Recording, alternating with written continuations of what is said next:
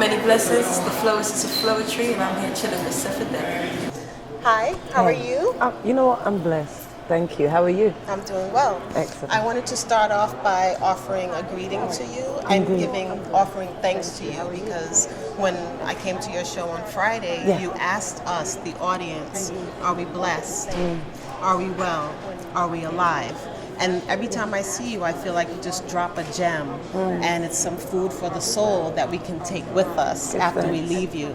So thank you for that. Yes, indeed. Thank you. Friday was an emotional show for everyone because we had just learned that Prince had passed away. And you and Marsha gave a lovely tribute to him during your show. For the folks that weren't able to attend, any words, thoughts about the time that you were able to spend with Prince and how he impacted you as an artist? You know, it's been very interesting these past couple of days processing the transition of Prince. For me, I've always connected to him more as an energy anyway. So in that sense, and off of having had the lovely experience of being invited to his home as Floetry to perform, and then also some of the conversations that we had. It's in a particular area of time and really interesting crossover time where I was able to have quite a resounding personal conversation that was very aligning for me. So how has it been? What I think is really beautiful is I think he achieved what he wanted to achieve, which is to be an artist, be about the art, be successful, and still not have everyone up in your business, you know? Because you can see the way that it's almost like, you know, a run for it. Like Prince has passed and everyone, they're running off the stuff. And I'm looking and I'm like, you just ain't got nothing on him, really. There's nothing that you can, other than talking about his achievements, you know, the groundbreaking things that he did, obviously, recalling his music.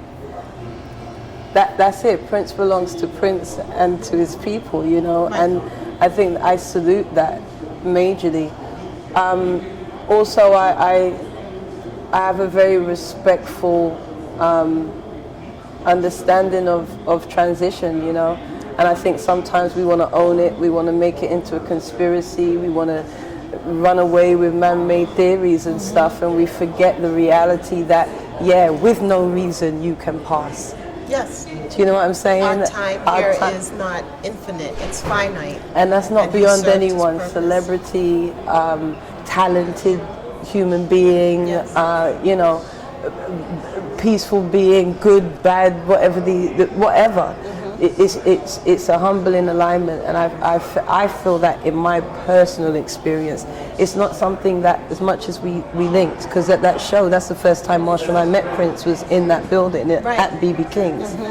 So, you know, it's interesting like that, but I don't feel to run ahead of anybody else who knows him more and try to feed off of, oh, Prince has passed, you know, let me see how much time I can get off of that. It's just really, it's very personal, and it's humbling and it's awakening, and like, you know, you have your time, what are you going to do with your time?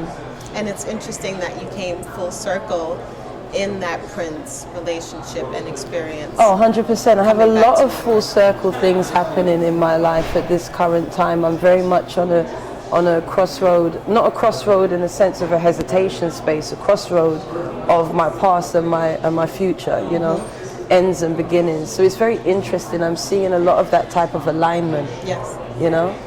So I also want to thank you for just getting back together, bringing the group back together. You made the announcement last year, and that's where I saw you at BB King's, and the demand was so high, New York hadn't gotten enough of you, so you came back, and I want to thank you for that. So how has it been reuniting with Marsha and touring?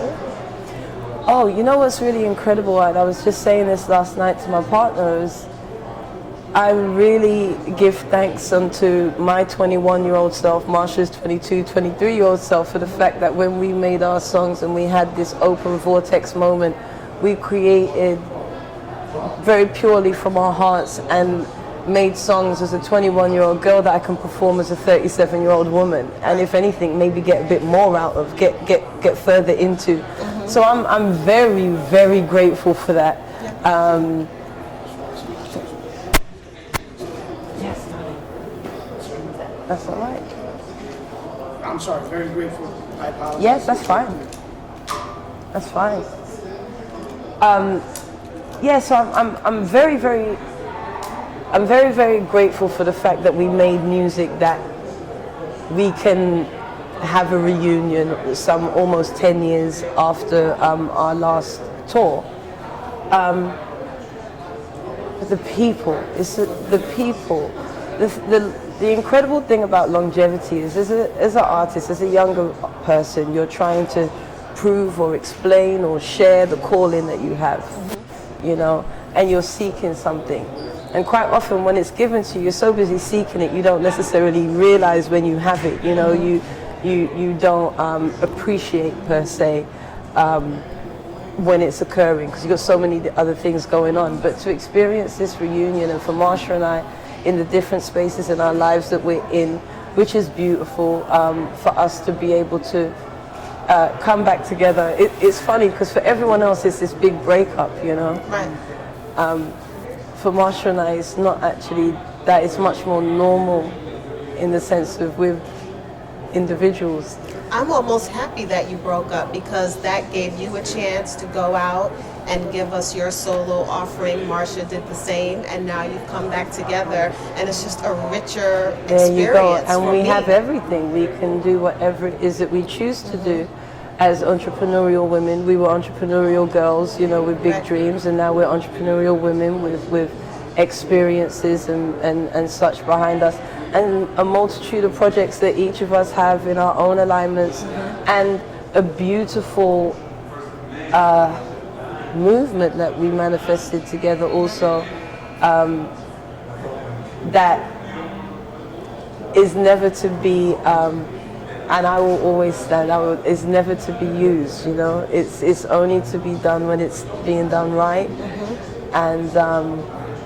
And with Marsha and I, whenever we get back on stage and we get into our flow, it's a very natural thing because we predate just people knowing us as Floetry. You know, we knew each other as kids, and there's a very natural alignment that occurs when we both submit to that on the stage. And you feel that in your performances. Speaking of projects, are there any plans for you and Marsha to record new material together? That's an interesting word, that there are plans for us to. What's beautiful is the fact that we can, at any point that it's right to do so. And it's almost like we have that freedom that we had as kids when we had something we knew was special, but it was ours. We actually manifested it as something that we could do outside of business heads and other people maybe saying what they want. So we're just basking in that. But a Floetry album can only be made when it's time for it to be made. It's not actually something that either me or Marsha can move on. When it's ready, it will happen.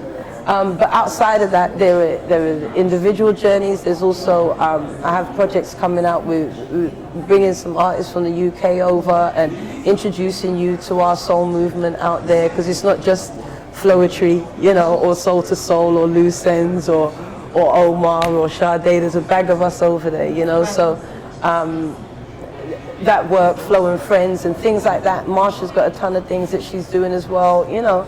With grown women, there's family, there's so many different things. I've got books to write.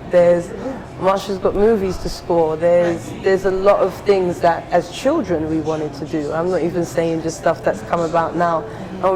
I know I definitely am looking to. I'm a multi-medium artist, you know. So it was never ever going to just be one outlet. But what a beautiful outlet to start with, and what an incredible unification felt between, to have that between artist and audience, I think is so special and so unique. It's such a celebration. I'm very proud of it. And you have just released the evolution of Flow. Anything you want to say about that? The evolution of Flow, you know what, quite often sometimes ideas come when you have people who observe you. You know, when you're doing or being something, you don't necessarily see it in that way. But my manager, Tony Douglas, he and I, business partners, we crunch ideas and visions and so on and so forth. He just thought it was a great way to show the story of my making music. So it's inclusive of all of my releases through Floetry to through to the Floacist, but it's a mixtape.